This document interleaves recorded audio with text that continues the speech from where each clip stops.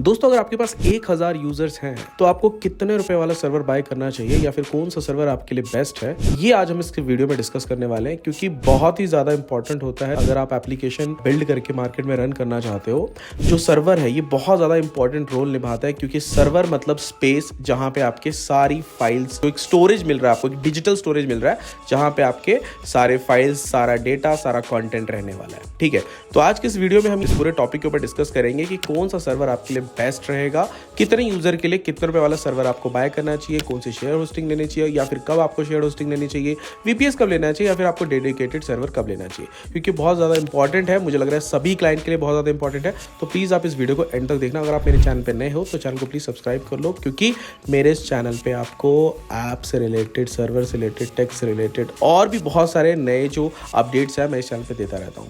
तो चलिए दोस्तों शुरू करते हैं। सबसे पहले हम छोटे एग्जाम्पल को ही समझ के चलेंगे तो आपको सारा सिनेरियो समझ में आ जाएगा। ठीक है, सबसे पहले तो ये समझते हैं कि जो आप सर्वर बाय करते हो उस सर्वर पे क्या स्टोर हो, क्या यूजर का डेटा स्टोर हो रहा है, वो जो नेम वगैरह लिखते हैं ना, यूजर नेम, यूजर जो भी XYZ लिखते हैं, क्या वो स्टोर हो रहा है या आपको सर्वर स्पेस लग ही क्यों रहा है। ठीक है, सबसे पहली बात तो दोस्तों ये कि अगर आपने अपना एप्लीकेशन डायनामिक बनाया हुआ है, स्टैटिक होता है, डायनामिक होता है। स्टैटिक का मतलब ये हुआ कि आपके एप्लीकेशन में सारी चीजें कांस्टेंट है। जैसे मान के चलिए कि आपके एप्लीकेशन में आपने जब एप्लीकेशन आपने बिल्ड किया तभी आपने मान के चलो आपने एक शायरी का एप्लीकेशन बनाया है, आपने 1000 शायरीज पहले से अपने एप्लीकेशन के अंदर डाल के रखी है, उसके अंदर गूगल का ऐड लगा दिया है, कोई बैकएंड नहीं है और उसमें जस्ट आपने फायरबेस की नोटिफिकेशन लगा दिया, वो आपने प्ले स्टोर पर पब्लिश कर दिया। अब उसके अंदर कोई डेटा आप चेंज नहीं कर रहे हो तो आपको कोई सर्वर की नीड नहीं है। लेकिन जहां पे ऐसे टाइप के एप्लीकेशन बनते हैं जो शायरीज है उनको हर महीने अपडेट करना है या हर दिन अपडेट करना है या फिर कुछ नए नए अपडेट्स देते रहना है अपने यूजर्स को, या फिर ई-कॉमर्स टाइप एप्लीकेशन या फिर एजुकेशन टाइप, OTT एप्लीकेशन, किसी भी कैटेगरी का एप्लीकेशन हो,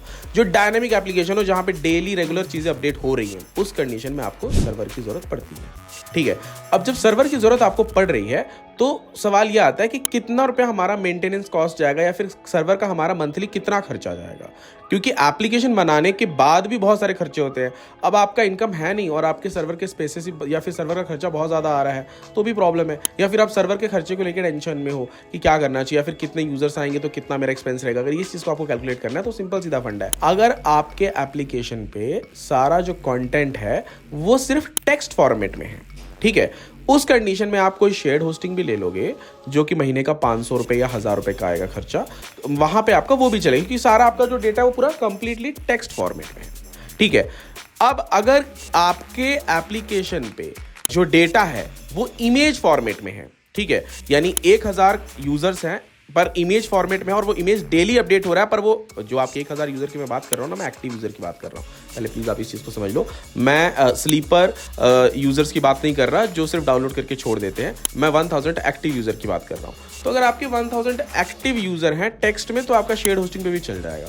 लेकिन आपके एप्लीकेशन जैसे मान के चलो वॉलपेपर टाइप का एप्लीकेशन है और वहां पे 1000 डेली अप डाउन कर रहे हैं यूजर, वहां पे मैं पर्सनली रिकमेंड करूंगा आप VPS होस्टिंग ले लीजिए। ठीक है, उतने में आपका काम चल जाएगा, जो मंथली आपका 2000 से 3000 के आसपास बिल आएगा। अगर आपके 1000 एक्टिव होंगे तो आप, मुझे लगता है $500 के आसपास इजीली अर्न कर लोगे। बस आपको ये पता होना चाहिए कि आप जो इमेज वॉलपेपर दे रहे हो वो किस कैटेगरी के यूजर्स के लिए दे रहे हो, उनसे ज्यादा आपको बस एप्लीकेशन यूज कराना, तो $500 इजीली आप कमा लोगे। ठीक है, तो आप VPS होस्टिंग लो, ज्यादा बेस्ट रहेगा, जो कि 2000 से 3000 खर्चा आपका मंथली आएगा। अगर आपका डेटा वीडियो फॉर्मेट में है, यानी कि आपने एप्लीकेशन OTT टाइप बनाया या फिर एजुकेशन कैटेगरी के आपने ऐप बना लिए, तो उस कंडीशन में मैं पर्सनली आपको सजेस्ट करता हूं क्लाउड सर्वर लो, AWS का सर्वर लो, ये सारे सर्वर्स बेस्ट रहते हैं। ठीक है, अगर आपके 1000 भी यूजर्स हैं तो AWS का सर्वर में आपका मंथली 4 से 5000 मतलब बिल आएगा। आप चाहो तो उस बिल को रिड्यूस भी कर सकते हो यूट्यूब की फ्री APIs का यूज करके। ठीक है, बस इतना आपको पता होना चाहिए, डेवलपर को बताना और समझाना आना चाहिए किस जगह पे क्या यूज करना है, इतना तो थोड़ा बहुत टेक्निकल आपको बनना पड़ेगा। ठीक है,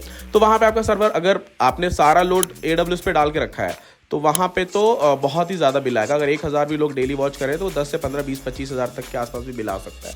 ठीक है, अब वैसे तो मैंने बहुत सारे एजुकेशन ऐप्स में देखा हुआ है, वो लोग यूट्यूब की फ्री API का यूज़ करके अच्छा खासा कोर्स बेच देते हैं। ठीक है, खैर अच्छी बात है, इतनी सारी टेक यूट्यूब भी फ्री में API दे रहा है तो आपको यूज़ करना भी चाहिए। ठीक है, तो अगर आपका 1000 एक्टिव यूजर बेस है और वीडियो फॉर्मेट में या फिर फाइल टाइप की फॉर्मेट में डिजिटल फाइल्स के हैं जो मतलब बहुत बड़े बड़े फाइल्स हैं, वहां पे आपको मैं सजेस्ट करूंगा आप AWS सर्वर या फिर कोई क्लाउड, गूगल का क्लाउड सर्वर यूज कर लो, ज्यादा बेस्ट रहेगा। जिसका खर्चा डिपेंड करता है कि आपके कितनी बड़ी फाइल है, उस हिसाब से मतलब कितना बैंडविड्थ कंज्यूम हो रहा है, कितना आपका स्टोरेज यूज हो रहा है, उस हिसाब से। बाकी डेटाबेस तो आपका MySQL पे ही रहेगा या फिर NoSQL पे रहेगा। डेटाबेस का ज्यादा कुछ आपका खर्चा वगैरह आने वाला है नहीं। डेटाबेस जो भी रहेगा आपका, वो बस जो आपका फाइल्स रहते हैं ना, उसके लिए आपको पे करना पड़ता है सर्वर कॉस्ट, ठीक है। आई होप दोस्तों आपको ये सारी चीजें क्लियर हो गई होंगी कि कितने यूजर पे कितना खर्चा आपका आ जाएगा। बस सारा डिपेंड करता है खेल आपका डेटा किस टाइप का है, टेक्स्ट फॉर्मेट में, इमेज फॉर्मेट में, या फिर वीडियो फॉर्मेट में, या फिर कोई डिजिटल फाइल के फॉर्मेट में। इन सभी फाइल्स के फॉर्मेट के हिसाब से मैंने आपको कैलकुलेशन दिया है। अगर फिर भी आप कंफ्यूज हो, कुछ प्रैक्टिकली करके दिखाएंगे आपको नेक्स्ट वीडियो में, आप प्लीज मुझे कमेंट करके बताना, ठीक है।